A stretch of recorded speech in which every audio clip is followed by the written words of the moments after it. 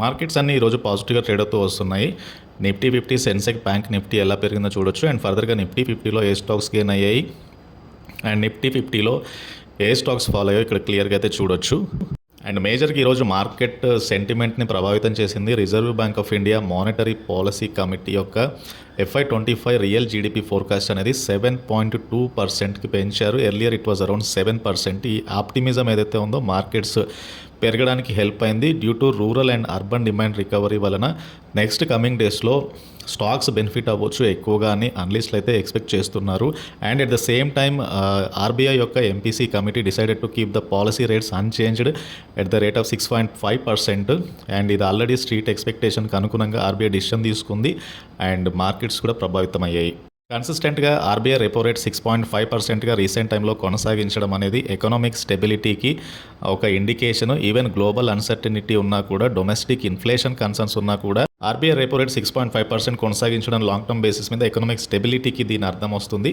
And ఫర్దర్గా economic stability supports real estate market, housing segment market, వీటితో పాటుగా aligned sectors, metal segment, pharma and IT segment, financial services, oil and gas stocks మీద ప్రభావం అయితే పడనుంది. That is the reason markets కంటిన్యూస్గా పాజిటివ్గా trade అవుతూ వస్తున్నాయి. అండ్ మార్కెట్కి సంబంధించిన మేజర్ అప్డేట్స్లో ఇంకొకటి టాటా కెమికల్స్ ఈరోజు ఇంట్రాడేలో ఎక్కువగా ఫాల్ అయింది. ద రీజన్ ఈ టాటా కెమికల్స్ కంపెనీ యొక్క సబ్సిడరీ అయిన Tata chemical Europe was fined almost 1.1 million euros by the United Kingdom court.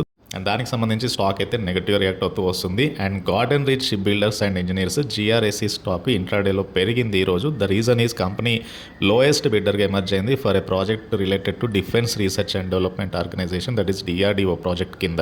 IndiGo stock ఈరోజు పాజిటివ్గా ట్రేడ్ అవ్వడానికి కొటాక్ ఇన్స్టిట్యూషనల్ ఈక్విటీస్ ఇండిగోకి కరెంట్ మార్కెట్ ప్రైస్ 4,380 ఉంటే వీళ్ళు టార్గెట్ ప్రైస్ ఇచ్చింది 5,700 టార్గెట్ ప్రైస్ ఇచ్చారు. ఇది 33% అప్సైడ్కి అయితే సమానము. అండ్ ఇండిగోకి పెద్దగా కాంపిటీషన్ అయితే లేదు ప్రస్తుతానికి యాజ్ ఆఫ్ నౌ ఏవియేషన్ సెగ్మెంట్లో. అండ్ ఫర్దర్గా కంపెనీ యొక్క ప్రాఫిట్స్ కూడా కంటిన్యూస్గా అప్ ట్రెండింగ్లోనే కనబడుతున్నాయి. అండ్ ఏదైతే ఈ గ్రోత్ అనేది depends on fuel cost and employee cost మీద అయితే డిపెండ్ అవ్వచ్చు అని అయితే చెప్తున్నారు. సో మోరోవర్ ఇండిగో షేర్ అనేది 80% పెరిగింది ఇయర్ అంతా కూడా. సో వేరేజ్ నిఫ్టీ 50 22% పెరిగితే ఎయిర్లైన్ సెగ్మెంట్లో one of the best performing stock ప్రస్తుతానికైతే ఇండిగో మాత్రమే. ఐటీ స్టాక్స్ అన్నీ సర్జ్ అవుతున్నాయి. అండ్ మిడ్ క్యాప్ ఐటీ సెగ్మెంట్లో ఉన్న స్టాక్ మాస్టెక్. అండ్ వీళ్ళు enterprise digital and cloud transformation సర్వీసెస్ని అందిస్తున్నారు ఫర్ ద మేజర్గా government and public sector, health, life sciences, retail, financial service సెక్టర్లో ఉన్న కంపెనీస్కి. అండ్ షేర్స్ ఈరోజు అయితే ఎక్కువగా 16% పైగా పెరిగింది ట్రేడింగ్ సెషన్లో. And collaboration with NVIDIA AI ఎంటర్ప్రైజ్తో కొలాబరేషన్ వలన ఈ సర్జ్ అయితే వచ్చింది స్టాక్ ప్రైస్లో. సో AI ఎంటర్ప్రైజ్తో కొలాబరేషన్ అనేది న్యూ కస్టమర్ ఎక్స్పీరియన్స్కి దారితీస్తుంది. And Mastek cloud native platform ICX Pro అనే ప్లాట్ఫామ్ వీళ్ళు NVIDIA AI ఎంటర్ప్రైజ్తో పార్ట్నర్షిప్ కుదుర్చుకున్నారు just to boost CX, that is customer experience in different సెక్టర్స్లో. సో దీనివల్ల వీళ్ళ యొక్క రెవెన్యూస్ అనేవి specially manufacturing segment, BFSI segment, that is banking and financial services ఇండస్ట్రీలో అండ్ హెల్త్ కేర్ సెగ్మెంట్లో కూడా రెవెన్యూస్ పెరగడానికి హెల్ప్ అవ్వచ్చు.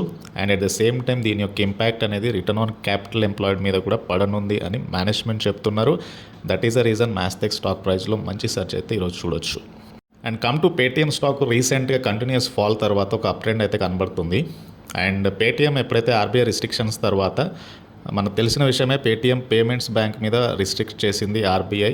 అండ్ దానికి సంబంధించి స్టాక్లో కరెక్షన్ చూసాం రీసెంట్గా. మళ్ళీ అదానీ గ్రూపు పేటీఎంని అక్వైర్ చేసుకుంటుంది అన్న స్పెక్యులేషన్ మధ్యలో పేటీఎం స్టాక్ అప్ ట్రెండ్లోకి వెళ్ళింది. అండ్ కంటిన్యూస్గా అక్కడి నుంచి 5% అప్ సర్క్యూట్లో వెళ్తుంది. ఫర్దర్గా సర్క్యూట్ అనేది రివైజ్ చేశారు 5% to 10%. So stock still trading positive. The reason, ఇంకొక రీజన్ ఏంటంటే almost early sign of recovery కనబడుతుంది పేటీఎం బిజినెస్లో. And unified payment interface business అనేది ఇంప్రూవ్ అవుతుంది.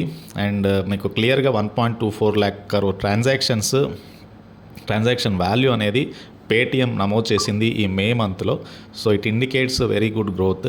అండ్ ఫర్దర్గా కంపెనీ కూడా కొత్త ప్రోడక్ట్స్ లాంచ్ చేస్తుంది ఈ సెగ్మెంట్లో, that is credit card on UPI and liver on UPI lite, ఇలా డిఫరెంట్ క్రియేటివ్ ప్రోడక్ట్స్ని అయితే లాంచ్ చేస్తున్నారు. అండ్ ఫర్దర్గా Paytm is very positive on UPI transactions. They have partnerships with Axis Bank, HDFC Bank, SBI and Yes Bank for this UPI service ఎన్హాన్స్మెంట్లో భాగంగా. And also merchant బేస్లో Paytm అనేది leading peer to peer merchant transactions UPI సెగ్మెంట్లో.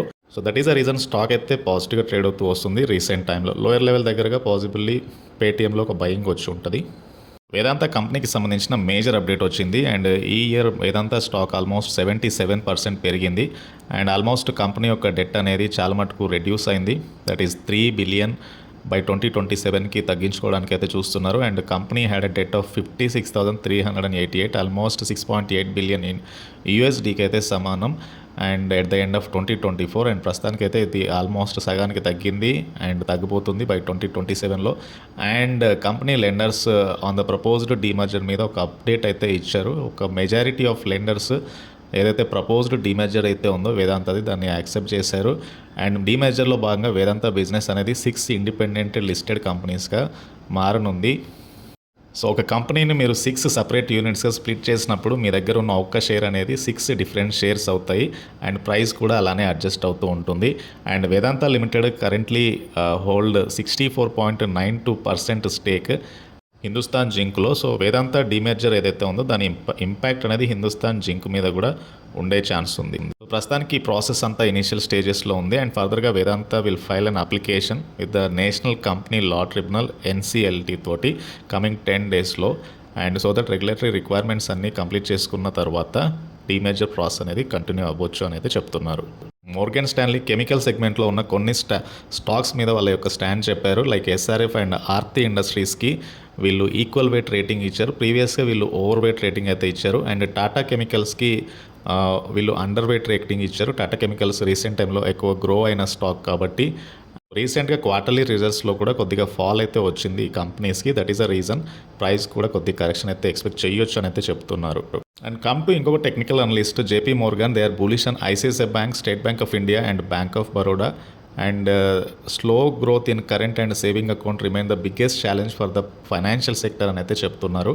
So మిగతా సెక్టర్స్తో compare చేస్తే banks almost March ended క్వార్టర్లో healthy operational profitability, better asset quality and delinquent loans and post చేయడం వలన బ్యాంకింగ్ సెక్టర్ అవుట్లుక్ అయితే పాజిటివ్గా ఉండే ఛాన్స్ ఉంది అయితే ఈవెన్ కోటాక్ ఇన్స్టిట్యూషనల్ ఈక్విటీస్ కూడా చెప్తున్నారు.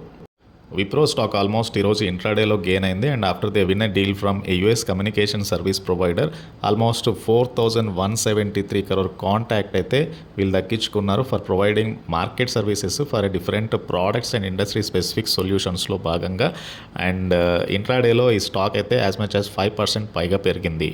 Dixon technologies proposed joint venture అయితే అనౌన్స్ చేశారు విత్ HKC. అండ్ ఇంట్రాడేలో ఈ స్టాక్ ఆల్మోస్ట్ 10,000 పైగా పెరిగింది, ఆల్ టైమ్ హైకి అయితే చేరుకుంది. అండ్ ఈ ప్రపోజ్డ్ వెంచర్ ఏదైతే ఉందో to undertake manufacturing of liquid crystal modules and thin film transistor liquid crystal display modules and for smartphones, TVs, మానిటర్స్లో యూజ్ చేస్తారు. At the same time auto డిస్ప్లేస్లో కూడా use చేస్తారు. డిక్సన్ టెక్నాలజీస్ ఆల్మోస్ట్ 52.59% పెరిగింది year to date basis మీద. And last 12 months నుంచి 130% పైగా పెరిగింది స్టాక్ అయితే. అండ్ ఎక్కువ మంది అనలిస్టులు బై రేటింగ్ ఇచ్చారు డిక్సన్ టెక్నాలజీస్కి. రీసెంట్ టైంలో హీరో మోటోకార్ప్ స్టాక్ మంచి అప్ ట్రెండింగ్లో అయితే ఉంది. ఫర్దర్గా India's largest 2-wheeler maker additional 2.2% స్టేక్ని పిక్ చేసుకున్నారు. Bengaluru based electric mobility startup Ather ఎనర్జీలో for 125 crore. Ather energy one of the leading EV 2-wheeler producer మనందరికీ తెలిసిందే. అండ్ ఇంకోటి RVNLకి సంబంధించి ఇంకొక update. And RVNL received a letter of acceptance from NTPC for a project worth 495 crore. Recent టైంలో RVNL stock కూడా out perform చేస్తుంది. They are getting continuous order flow and coming డేస్లో ఆర్డర్ ఇన్ఫ్లో ఇంకా పెరగవచ్చు. రీసెంట్ టైంలో Bajaj finance కానీ బజాజ్ ఫిన్సర్ కానీ ఈ రెండు స్టాక్స్ కూడా పాజిటివ్గా ట్రేడ్ అవుతూ వస్తున్నాయి. The reason is the Bajaj Finserv board approved IPO of Bajaj housing finance. And ఈ IPO వర్త్ అనేది 4,000 crore కొనుంది. అండ్ కమింగ్ డేస్లో బజాజ్ హౌసింగ్ ఫైనాన్స్ కంపెనీ మార్కెట్లోకి అయితే రానుంది. అండ్ ఇది బజాజ్ ఫిన్సర్కి సంబంధించిన మేజర్ అప్డేట్ అండ్ బజాజ్ ఫైనాన్స్కి సంబంధించిన major update also. And come to PB fintech. And PB fintech stock recent కొద్దిగా కరెక్షన్ కనబడుతుంది. అండ్ కంపెనీకి SEBI issues show cause notice to PB fintech CEO యస్నిష్ దహియా. అండ్ ఇది 2 million $US ఇన్వెస్ట్మెంట్కి సంబంధించి ఒక నోటీస్ అయితే ఇచ్చారు for it's Dubai unit.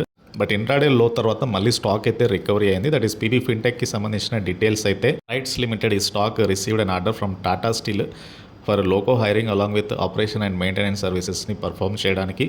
And RITES stock అయితే ఈ ఇయర్ అవుట్ పర్ఫామ్ చేసిందని చెప్పొచ్చు. రైల్వే రిలేటెడ్ స్టాక్స్తో పాటుగా ఈ స్టాక్ కూడా ఎక్కువ గ్రో అయింది. అండ్ ఈరోజు ట్రేడింగ్ సెషన్లో కూడా స్టాక్ అయితే పాజిటివ్గా ట్రేడ్ అవుతూ వస్తుంది. అండ్ లాస్ట్ 1 మంత్ నుంచి స్టాక్ కొద్దిగా ఫాల్ అయింది. బట్ లాస్ట్ 6 మంత్స్ బేసిస్ మీద స్టాక్ 35% అయితే పెరిగింది. సో ఇది రైట్స్ లిమిటెడ్ అండ్ ఈ స్టాక్కి సంబంధించిన అప్డేట్ అయితే. జ్యోతి ల్యాబొరేటరీస్ మనందరికీ తెలిసిన కంపెనీనే. HDFC సెక్యూరిటీస్ జ్యోతి ల్యాబొరేటరీస్కి బై రేటింగ్ అయితే ఇచ్చారు. అండ్ ఫర్దర్గా కంపెనీ రీసెంట్ టైంలో one of the multi bagger స్టాకే. అండ్ లాస్ట్ 1 మంత్ నుంచి జ్యోతి ల్యాబ్ స్టాక్ పెద్దగా పర్ఫామ్ చేయలేదు. బట్ లాస్ట్ 6 మంత్స్ నుంచి కూడా స్టాక్ సైడ్ వేస్లో అయితే ఉంది. అండ్ లాస్ట్ 1 ఇయర్ బేసిస్ మీద స్టాక్ 100% పెరిగింది. 5 ఇయర్ బేసిస్ మీద ఇట్ ఈస్ అరౌండ్ 160% పెరిగింది. అండ్ ఇక్కడ నుంచి స్టాక్లో రిస్క్ రివార్డ్ ఫేవరబుల్గా ఉండొచ్చు అని అయితే HDFC సెక్యూరిటీస్ చెప్తున్నారు. రీసెంట్ టైంలో పవర్ సెక్టర్లో ఉన్న కంపెనీస్ అయితే ఎక్కువ గ్రో అయ్యాయి. Especially renewable energy and transmission projects ఈ సెగ్మెంట్లో ఉన్న స్టాక్స్ ఎక్కువ పెరిగాయి. ఎందుకంటే ఇక్కడ స్పెండింగ్ అనేది పెరుగుతూ వస్తుంది. India need to allocate $36 billion annually for the next 7 years. So that ఓవరాల్గా ఇన్వెస్ట్మెంట్ అనేది $200 బిలియన్ ఉండనుంది to achieve 500 GW of renewable energy by 2030 కల్లా. అండ్ రెన్యూవబుల్ ఎనర్జీ సెగ్మెంట్లో ఉన్న మేజర్ కంపెనీస్ అయితే వీటి వల్ల లాభపడే అవకాశం ఉంది.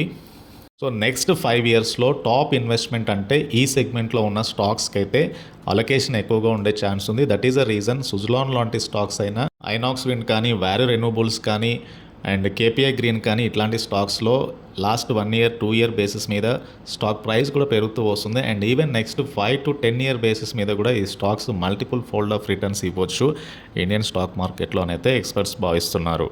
Mutual fund investors June 4th price fall అయితే ఏదైతే ఉందో దానివల్ల NAVలో డ్రాప్ వచ్చింది. ఎక్కువగా నెంబర్ ఆఫ్ యూనిట్స్ బై చేయాలనే ఉద్దేశంతో ఎక్కువ ట్రాన్సాక్షన్స్ అయితే జరిగాయి. హౌఎవర్ ఓన్లీ ఫ్యూ ఇన్వెస్టర్స్ మాత్రమే ఆ NAVకి సరిపడా యూనిట్స్ని అయితే బై చేయగలిగారు. The reason is mutual fund invest చేసేటప్పుడు ఒక కట్ ఆఫ్ టైం అయితే ఉంటుంది. ఎవరైతే ఇన్వెస్టర్ మ్యూచువల్ ఫండ్ యూనిట్స్ని బై చేయాలనుకున్నప్పుడు కట్ ఆఫ్ టైం కంటే ముందు అంటే June 4th మీరు మ్యూచువల్ ఫండ్స్లో NAV బై చేయాలనుకున్నప్పుడు 3 PM కంటే ముందు ఫండ్స్ ఉంటే కనుక మ్యూచువల్ ఫండ్ అకౌంట్లో 3 PM కంటే ముందు ఉంటేనే మీకు ఆ NAV అనేది ఆ రోజు NAVకి మీకు యూనిట్స్ అలాట్ అయితే. ఒకవేళ 3 PM కాకుండా 4 PMకో June 4th ఫండ్స్ ఉంటే కనుక అది వర్కౌట్ కాదు. కట్ ఆఫ్ టైం 3 PM దాటింది కాబట్టి సో నెక్స్ట్ ట్రేడింగ్ డేకి మీకు NAV అయితే అసైన్ అవుతుంది. నెక్స్ట్ ట్రేడింగ్ డే అంటే June 5th మార్కెట్స్ మళ్ళీ పెరిగాయి కాబట్టి NAV అనేది మళ్ళీ పెరిగింది.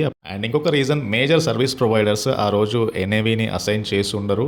And due to heavy transactions technical glitches at the same time F&O ట్రేడ్స్లో కూడా లైక్ తక్కువ మార్జిన్స్ తోటి ట్రేడ్స్ అయితే అలో చేయలేదు. డ్యూ టు సెవరల్ రీజన్స్ ఈ పరిస్థితి అయితే వచ్చింది. అండ్ ఇవి ఈరోజు మార్కెట్కి సంబంధించిన మేజర్ అప్డేట్స్. అండ్ ఈ వీడియో నచ్చితే ఛానల్ అయితే తప్పకుండా సబ్స్క్రైబ్ చేయండి అండ్ ఈ వీడియోని లైక్ చేయండి and please try to join Telegram channel. Thank you.